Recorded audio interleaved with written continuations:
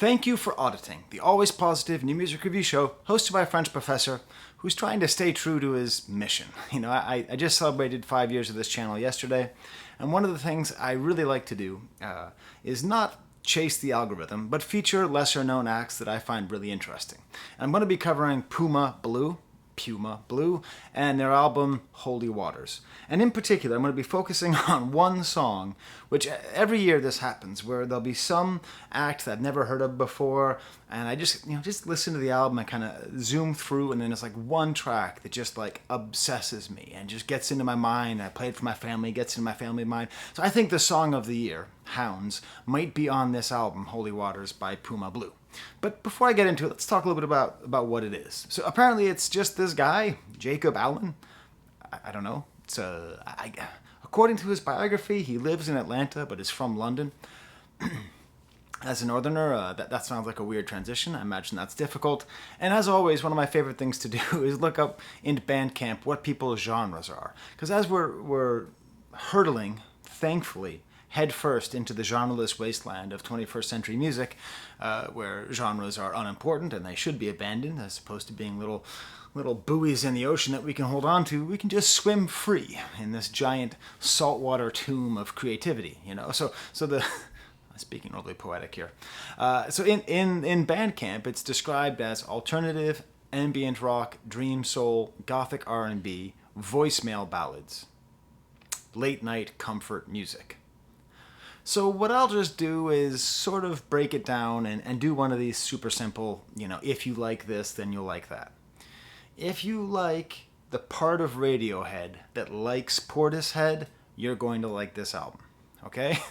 So there's a specific way that Radiohead makes music that feels very inspired by Portishead, a double head experience.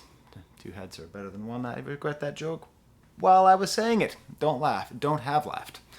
That side of Radiohead that's looking for ambience and ambiance, that sort of like layering and far away sounds and near sounds and just creating these great textures, this great sort of richness. That's really what I hear in this music. And if that's the kind of thing you want to hear, I really suggest you have a listen.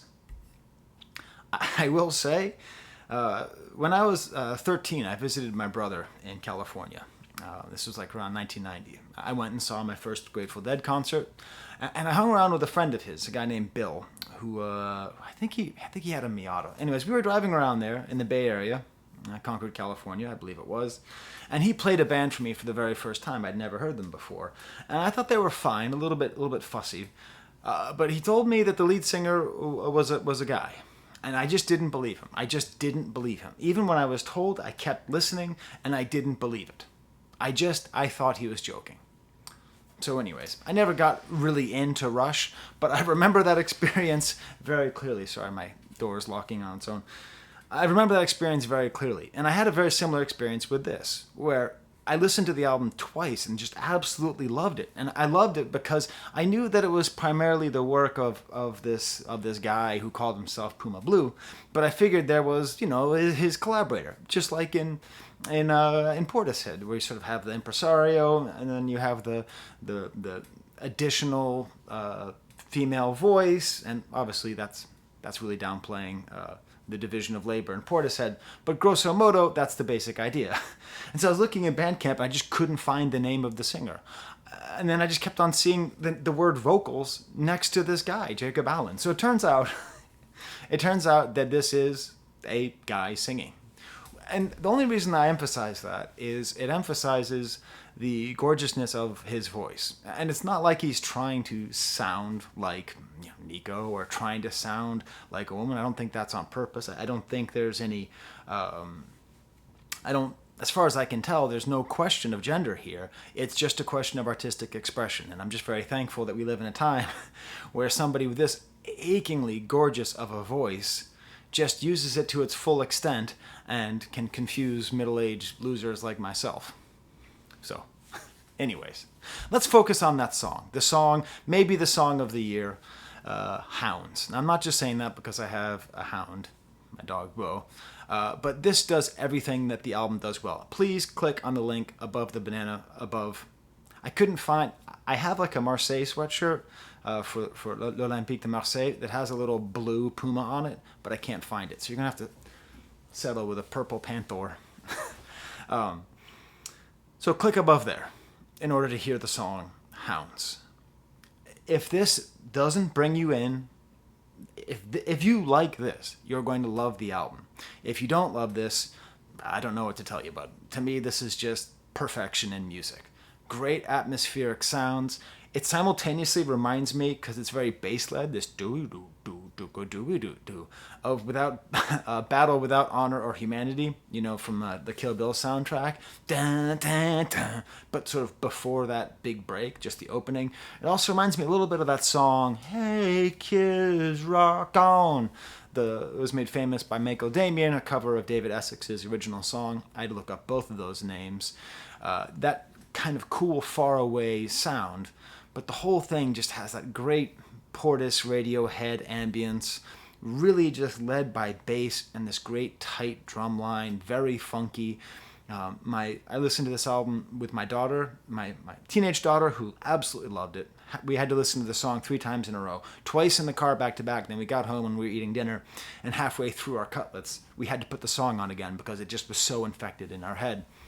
But also my baby, who I've been training my baby to beatbox. I train all my children on music and rhythm through beatbox.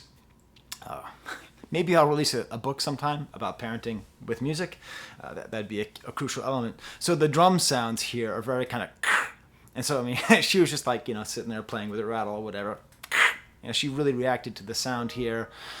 Just really moody, funky drums. Really great bass. Every once in a while there'll just be this little bend on the bass that makes you a little bit uncomfortable. Just that slight echo on the snare. The way the drums are recorded is just perfect. And then as he starts singing, again I presume it's he unless there's a female singer who's uncredited. No, it is. Now I listen and I hear it, but it took me a long time. There's this great moment where there's this little pause and you hear this little fluttering saxophone. And then it leads into the chorus. And the chorus dun, dun, dun, dun, is the guitar, which had been basically absent for the entire first verse, just hinted at. And it comes in, and it's played in such a way where it's kind of like sloppy chords. So it's not like a whole chord. It's just the 2 root notes of a chord, I believe. So it has almost that's how they make grunge music.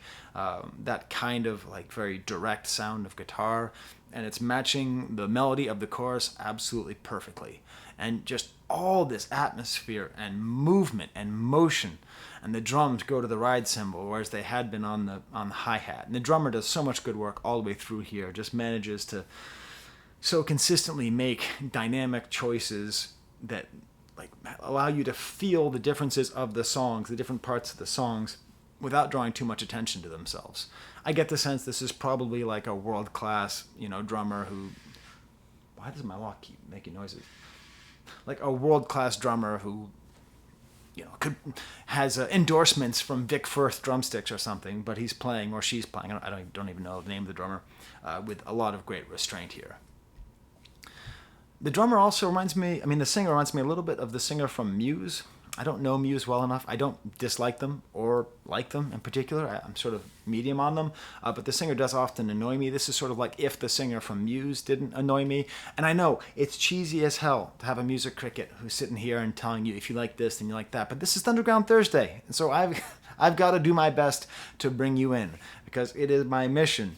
It is my statement of faith. I am an evangelical, spreading the good news that music is great. So you have to keep listening to great new music like Puma Blue.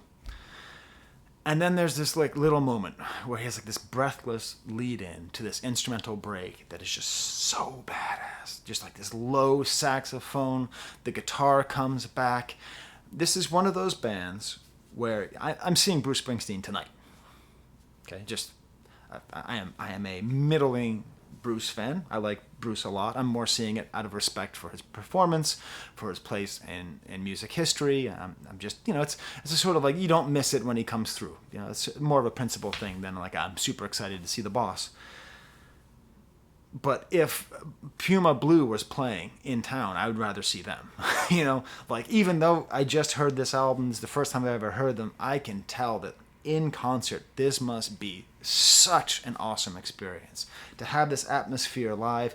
I think they're touring in Europe. Seriously, go look it up, find out, tell me, hit me up on Instagram. What are they like in concert? Because this just feels like it's one of those shows, where you're just bugging out. Like it feels like it will be transcendentally amazing in concert, especially with these little moments with the saxophone, this little break, and it's just the bass, and the guitar comes back, and these like little drones come in.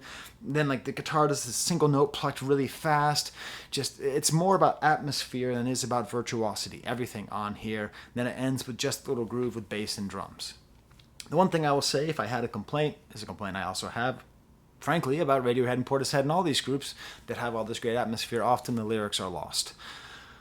I looked them up on Bandcamp. Good love beside me, a warm bed in which to sleep, quiet the voice inside that only of weakness speaks. Feels like no angels follow where I tread. Tried to make a home, but I'm lost in the wilderness instead.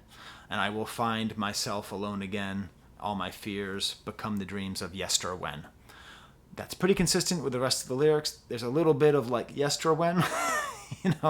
Like Lost in the Wilderness. There's kind of, it's almost like it's almost campy at times, the way that he chooses words.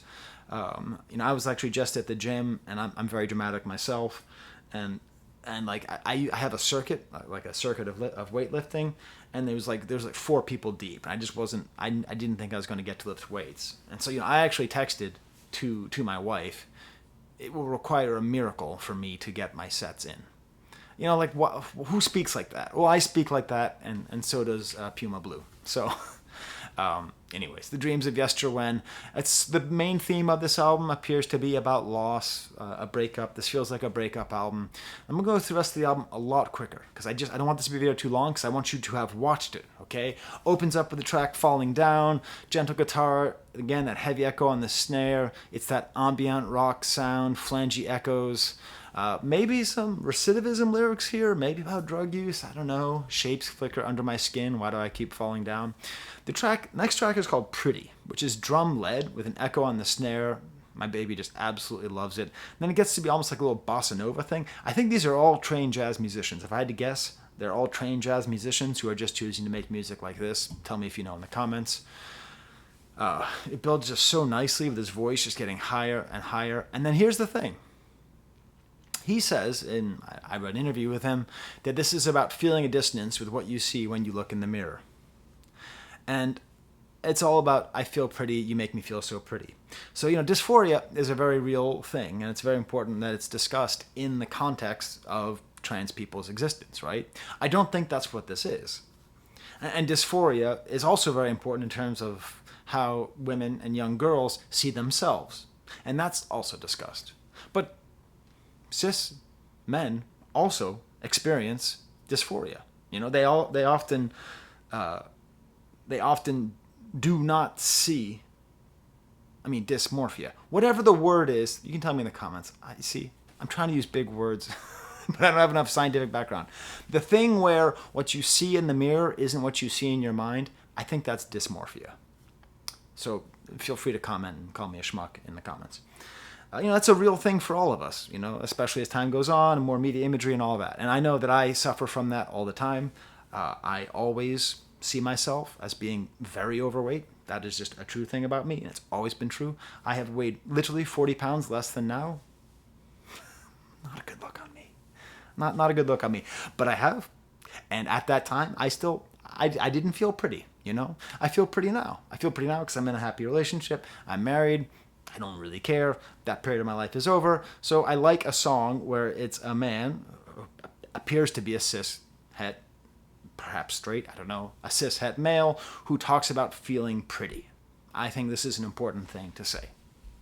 I just divulged a lot about myself personally, but that's okay. It's Thunderground Thursday. No one's watching but the real ones.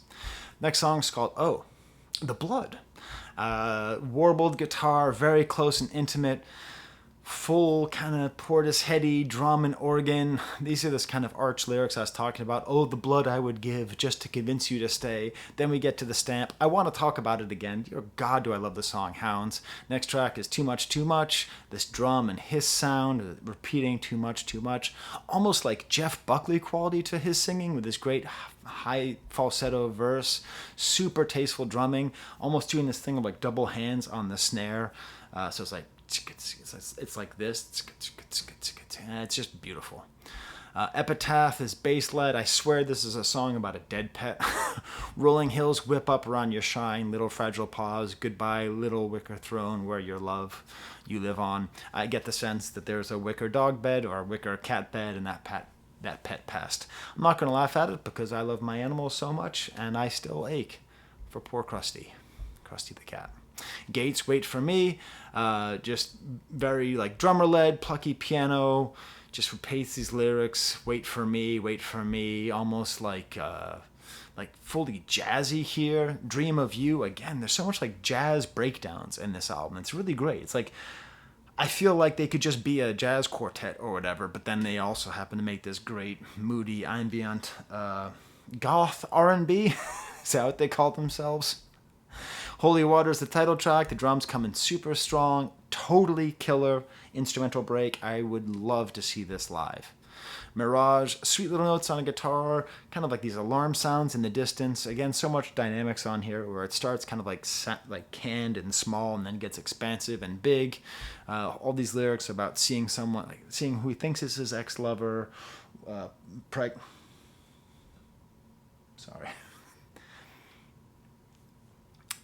behind the scenes. I love my dogs. I love my hounds.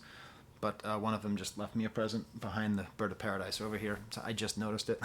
I'll have to clean that up. Anyways, hey, you're 60 minutes into an album you might not have heard. Anyways, so it's all about this kind of like, you know, his ex-lover is pregnant and thinking about maybe seeing her. Feels very real, nice little slice of life. This saddest song is the final track on the album, Light Is Gone, just this aching guitar. It's like the simplest guitar because it's just like one chord with like an added note, like a little sustained note. Where's the light that's gone? Don't let the dark take you whole. So there you go.